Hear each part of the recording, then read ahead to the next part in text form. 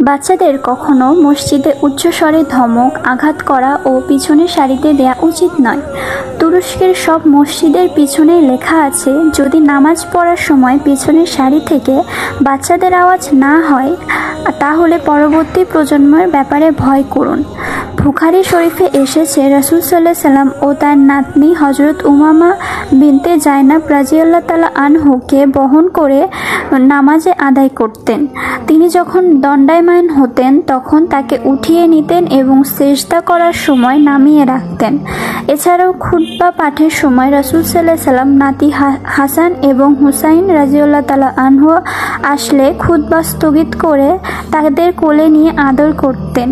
যদি রাসূল সাল্লাল্লাহু আলাইহি ওয়াসাল্লাম তার নাতনিকে কোলে নিয়ে ইমামতি করতে পারেন আর খুতবা স্থগিত করে নাতনিদের আদর করতে পারেন, তাহলে আমাদের মসজিদে ছেলে মেয়ে আনলে কি দোষ? আমরা কি রাসূল সাল্লাল্লাহু আলাইহি ওয়াসাল্লামের থেকেও নিজেদেরকে বড় আলিম মনে করি? সৌদি আরব এবং ওমানে বাচ্চারা মসজিদে যেখানে খুশি সেখানে এবং যে কোনো কাতারে দাঁড়িয়ে যায়।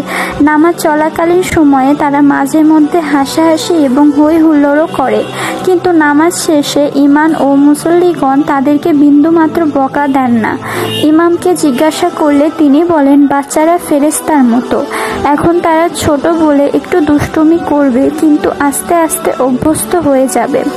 যে সেখানে উল্টো তাদেরকে মসজিদে হুমকি ধামকি দিলে, আঘাত করলে তাদের অন্তরে আতঙ্কের সৃষ্টি হবে। তখন সেই আতঙ্কের কারণে তারা মসজিদ থেকে যথাসম্ভব দূরে থাকার চেষ্টা করবে।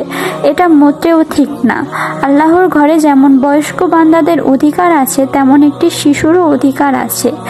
বাংলাদেশে ঠিক উল্টো দৃশ্য। মসজিদে নাতি নাতনিদের নিয়ে আসার কারণে নানার সাথে কয়েকজন মারামারি পর্যন্ত করতে গিয়েছিল।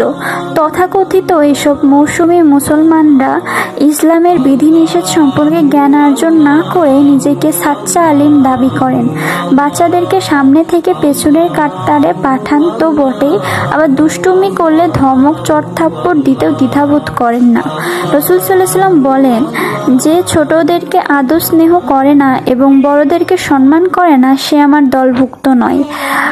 হযরত বেলাল রাদিয়াল্লাহু আনহু বলেন, আমি রাসূল সাল্লাল্লাহু আলাইহি ওয়াসাল্লামকে নামাজের জন্য ডাক দেই, তিনি তাকে কাঁধে নিয়ে তাকবীরে তাহমিরা বাঁধলেন। তিনি রাসূল রুকু এবং সেজদা করার সময় তাকে পাশে নামিয়ে রাখতেন আর দণ্ডায়মান হওয়ার সময় তখন আবার কাঁধে তুলে নিতেন। এভাবে নামাজ শেষ পর্যন্ত তিনি প্রতি রাকাতেই এমনটি করে যেতেন।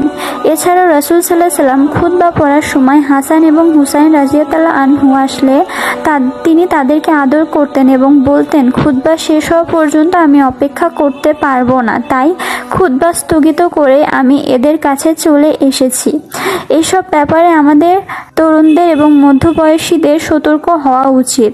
তাদের উচিত মুরব্বীদেরকে বিষয়টি বুঝিয়ে বলা, ইমামের উচিত নিজেকে বয়ান এবং স্পষ্ট করা, তাহলে বাচ্চারা মসজিদমুখী হতে আগ্রহী হবে।